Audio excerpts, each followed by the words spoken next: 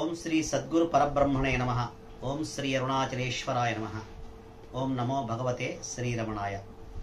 DSP భక్తి ఛానల్కు స్వాగతం.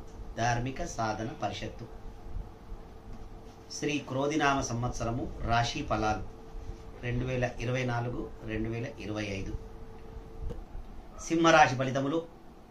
మక 1, 2, 3, 4 పాదాలు. మా, మీ, ము, మే. పుబ్బ మో, టా, టీ, టు 4 పాదాలు పుబ్బ నక్షత్రం. ఉత్తర నక్షత్రం టీ 1వ పాదం. ఈ మొత్తం కలిసి సింహరాశిలోకి వస్తాయి. ఈ సింహరాశి యొక్క శ్రీ క్రోధినామ సంవత్సర ఆదాయ వ్యయములు రాజపూజ్యములు. ఆదాయము 2, 14 వ్యయము. రాజపూజ్యము 2, అవమానము 2. ఈ రాశి వారికి ఈ సంవత్సరములో గ్రహముల దోషకాలములు ఈ విధంగా ఉన్నాయి. ఈ సంవత్సరము రవి ప్రారంభము నుండి 13/4/2024 వరకు అష్టమంలోను, 17/7/2024 నుండి 16/9/2024 వరకు ద్వాదశం జన్మంలోను, 17/11/2024 నుండి 15/12/2024 వరకు అర్ధాష్టమంలోను, 15/3/2025 నుండి ఆఖరుకు కూడా అష్టమంలోను సంచారం జరుగుతూ ఉన్నారు. కుజుడు 23/4/2024 నుండి 1/6/2024 వరకు అష్టమంలోను. గురువు ఈ సంవత్సరం శుభ ఫలితాలని ఇస్తున్నాడు. శని ఈ సంవత్సరం శుభ ఫలితాలని ఇస్తున్నాడు. రాహు ఈ సంవత్సరం అష్టమంలోను, కేతు ఈ సంవత్సరం శుభ ఫలితాలను ఇస్తూ ఉన్నారు. ఈ రాశి స్త్రీ పురుషాదులకు ధన కుటుంబకారకుడైన గురుడు 10వ రాశిలో, రాహువు అష్టమందు ఉండటం వలన ఈ సంవత్సరం ప్రారంభం నుండి పోరాట నరకమైన జీవితం గడుపుదురు. శారీరకంగా మానసికంగా కృంగదీయును.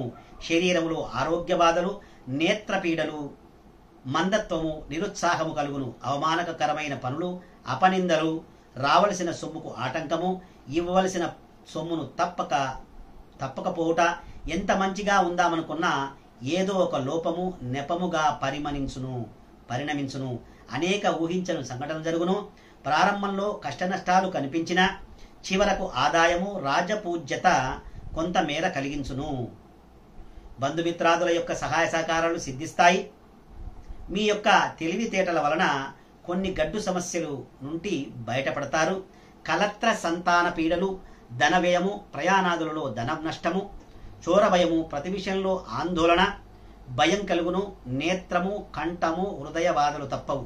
కండ్లకు సంబంధించిన, కంఠానికి సంబంధించిన, హృదయానికి సంబంధించిన బాధలు తప్పవు. ఏ చిన్న కార్యము తలపెట్టినా ఆడవారి సలహా మేరకు తీసుకున్నట చాలా మంచిది. వారి ప్రమేయంతో మీ జీవితం ముందుకు సాగును. బంధుమిత్ర వర్గం వారితో సమయస్ఫూర్తితో మెలగాలి. ఊహించని అద్భుత సంఘటనలు జరుగుతాయి ఈ సంవత్సరం. కొన్ని విషయాలలో కొద్దిలో తప్పించుకుంటారు. ఆధ్యాత్మికముగా కూడా దైనందిన కార్యక్రమాలలో అభివృద్ధి కనిపిస్తుంది.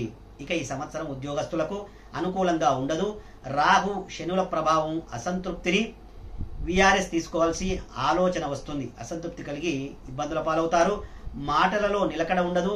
కేంద్ర రాష్ట్ర ప్రభుత్వములలో పనిచేయు వారికి సుదూర ప్రాంతములకు బదిలీలవుతాయి.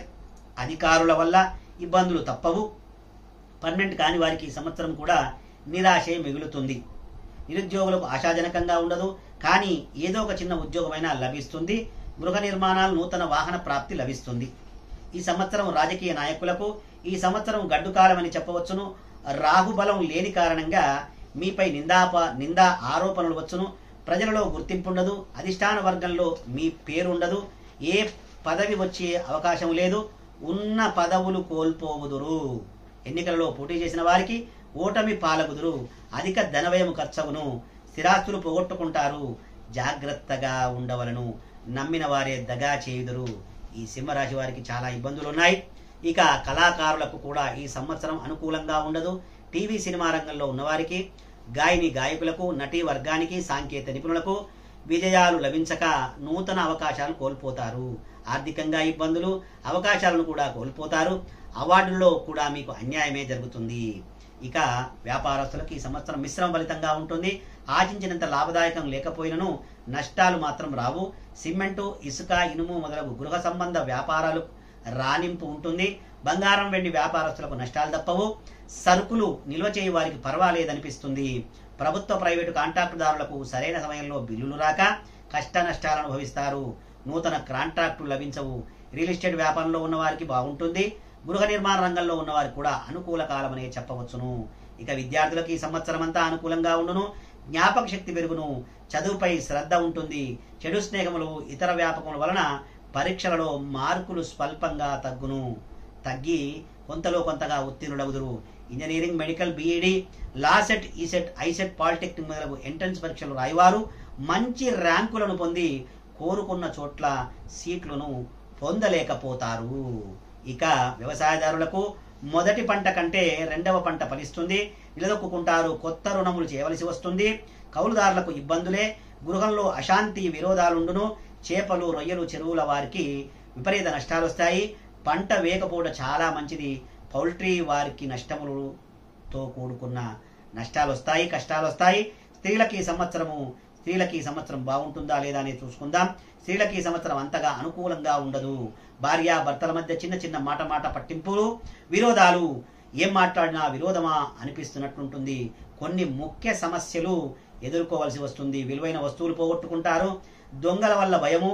ఉద్యోగాలు చేయవారికి దూర ప్రాంతాలకు బదిలీలు అవుతాయి. ఆరోగ్యం కూడా అంతంత మాత్రంగానే ఉంటుంది. శస్త్రచికిత్స, గర్భిణీ స్త్రీలకు ఆపరేషను, డెలివరీ, పుత్ర సంతాన ప్రాప్తి, వివాహం కాని స్త్రీలకు ఈ సంవత్సరం ప్రథమార్థంలో అవకాశము లేదు. మొత్తం మీద ఈ రాశి స్త్రీ పురుషాదులకు గ్రహ సంసారము మిశ్రంగా ఉన్నందువల్ల అన్ని వర్గాల వారికి ఇబ్బందులు తప్పవు. మీ యొక్క శక్తి సామర్థ్యాలు, తెలివితేటలు, ధైర్య సాహసాలు ఫలితం ఉండదు. ప్రతి చిన్న విషయము యోచించి మసలుకోవాలను. చాలా గడ్డు కాలమని చెప్పవచ్చును.